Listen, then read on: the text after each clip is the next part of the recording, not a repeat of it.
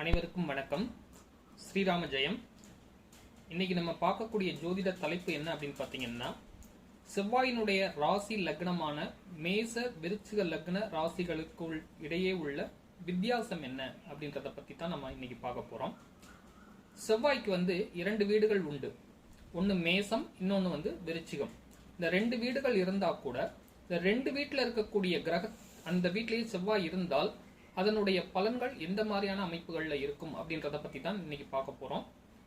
பொதுவா செவ்வாய் மேச வீடு அப்படின்னு சொல்லக்கூடிய நெருப்பு வீட்டிற்கு கால புருஷனுக்கு முதல் வீட்டு அதிபதியா வரும். அதே மாதிரி கால புருஷனுக்கு 8ஆம் வீடு அப்படின்னு சொல்லக்கூடிய விருச்சிக ராசிக்கும் செவ்வாய் அதிபதியா வருவார்.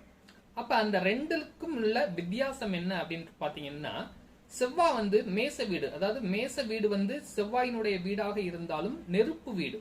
அந்த வீடு எப்படி இருக்கும் அப்படின்னு பாத்தீங்கன்னா ரொம்ப உக்ரமா இருக்கும். மேச ராசி மேச லக்னத்துல பிறந்தவங்க ஏதாவது ஒரு விஷயத்துக்கு டென்ஷன் ஆனாங்கன்னா டக்குன்னு அதை உடனே ரியாக்ட் பண்ணிடுவாங்க. ஆனா விருச்சிக ராசிக்காரங்க எப்படி இருப்பாங்க அப்படின்னு பாத்தீங்கன்னா, மனசுக்குள்ளேயே போட்டு வச்சுக்குவாங்க. அது சந்தர்ப்பம் கிடைக்கக்கூடிய நேரங்கள்ல அதை வெளிப்படுத்தக்கூடிய அமைப்புகள் இருக்கும். அது மட்டும் இல்லாம செவ்வாய் உங்களுக்கு விருச்சிக வீடு எப்படின்னு பாத்தீங்கன்னா நீர் ராசி, மறைஞ்சுக்கிடும் போய். அதாவது ஏதாவது ஒரு 8 கால புருஷனுக்கு 8ஆம் வீடு அப்படின்றதுனால ஒரு இடத்துல போய் அப்படியே மறைஞ்சு அப்படியே மனசுக்குள்ளேயே விரும்பி வச்சுக்கிட்டே இருந்திருக்கும். சந்தர்ப்பம் கிடைக்கும் சூழ்நிலையில் அது டக்குன்னு தேல் கொட்டுற மாதிரி கொட்டிடும். இந்த ரெண்டு வித்தியாசங்களும் மேச ராசிக்கும் விருச்சிக ராசிக்கும் உள்ள டிஃபரெண்டா இருக்கும். நீங்க இதை உங்களுடைய நண்பர்கள், ஃப்ரெண்ட்ஸ் இந்த மாதிரியான செக் பண்ணி பாருங்க. கண்டிப்பா இந்த வித்தியாசம் உங்களுக்கு தெரியும்.